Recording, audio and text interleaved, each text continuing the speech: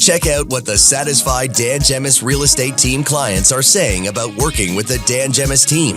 Visit dangemus.com. I got to thank you for being a voice of reason in a sea of insanity. Now back to the Dan Gemus Real Estate Show on AM 800.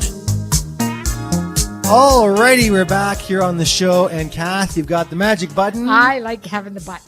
Okay, right in front of your mic there, Kath. What do we got? We have Ed Stollerchuk. All right, Ed. Congratulations, the winner of the Richmond Popcorn Company gift card for the day. Thank you, everybody, for playing. We play every single Saturday and Sunday. Okay, it's time for our landlord tip with Patrice Surette, owner of Goldmar Property Management. Hey, Patrice, how are you? Good. How are you guys?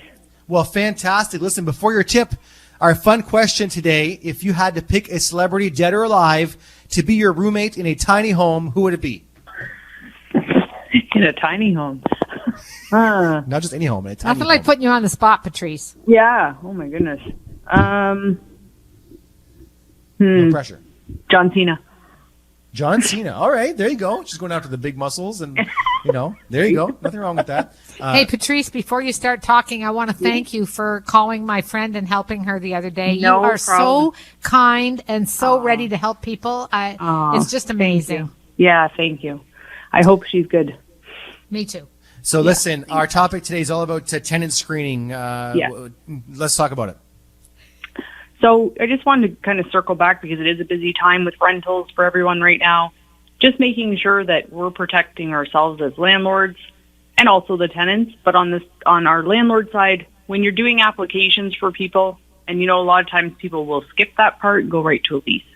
But what's going to happen is you're not going to have the information you're going to need should something happen after. So an application form, and you can create your own, there's a lot online, but it's going to give you all the details you're going to need, right? So your name, their date of birth, a SIN number ideally, driver's license number, as much information as you can collect from them, where they live now. Obviously their names, but if they have pets, like you can ask all sorts of questions on these applications that's going to help you screen your tenants.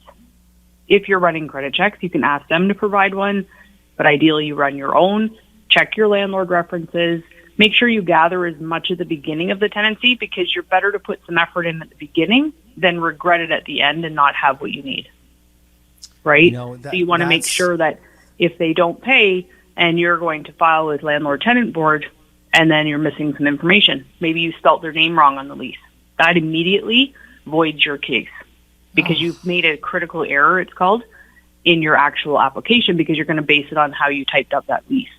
So when you're getting a person to apply, take a picture of their license, passport, any kind of valid Ontario ID, take a picture of it so the correct spelling is on there, as well as if it's a driver's license, you have a driver's license and their date of birth, right?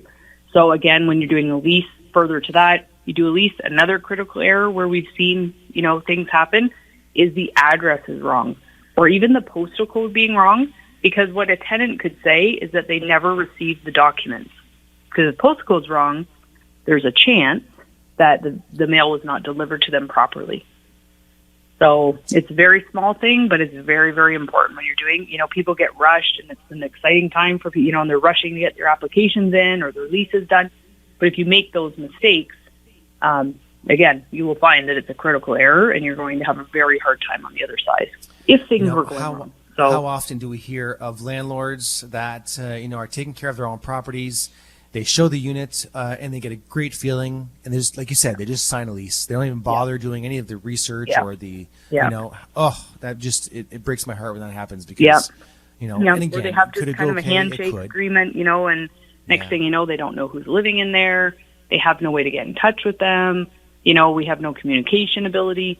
It's very, very difficult. And, to go all the way to landlord tenant and all they have to say is you spelled my name wrong, the address is wrong.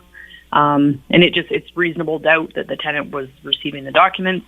You can just get in a lot of trouble at a very, very important time, right?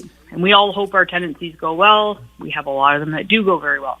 We have a lot of great tenants, great landlords. But sometimes it goes wrong, and if you don't have the prepared documents from the beginning, it's going to fail you in the end. So it's worth spending a little more time in the beginning. Take your time, get pictures, get all their ID, get all the information you can, so that you're prepared for the long run, just in case. We should mention, we've only got about a minute left here, Patrice, but Sure. If you are signing a new lease, there you have to utilize the proper lease form. You can't just Yes. you can't make up your own anymore. No, correct. You have to use the one, and there's actually a new one, not the 2018 one. They did a revision with some changes. You have to make sure you're using the most current version of the Ontario Standard Lease. So the handwritten ones are the ones you can download online that aren't that. Yeah. Again, you go to court with that, it will be a problem. It depends on the adjudicator. Some will actually dismiss it because you haven't used the right lease, and therefore there's no validity under the Ontario law. They're Awesome. pretty serious about it. Because there's a lot of things in that Ontario Standard Lease, right? A lot of the rules, the regulations are all in it.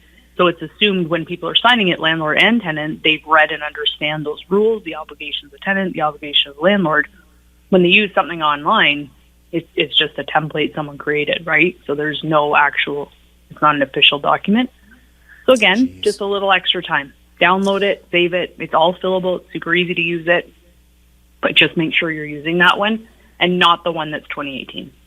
Patrice, we're out of time. How does everyone Okay. reach out to you if they have any questions? You can email info@goldmar.ca, or you can call us at 519-252-5010. Thanks, Patrice. You're Bye. welcome. Bye, guys. Patrice Bye, Surette, Kath. owner of Goldmar Property Management. We're out of time, Kath. Again. The show flies by. Listen, if you have any questions about anything you hear on the show, or if you want a free home market evaluation, or if you're looking to buy, give the Dan Gemus team a call, 519-566-5565, or find us on our website at dangemus.com. We'll see you all tomorrow. Joyce is joining me from noon to 1 right here on AM 800.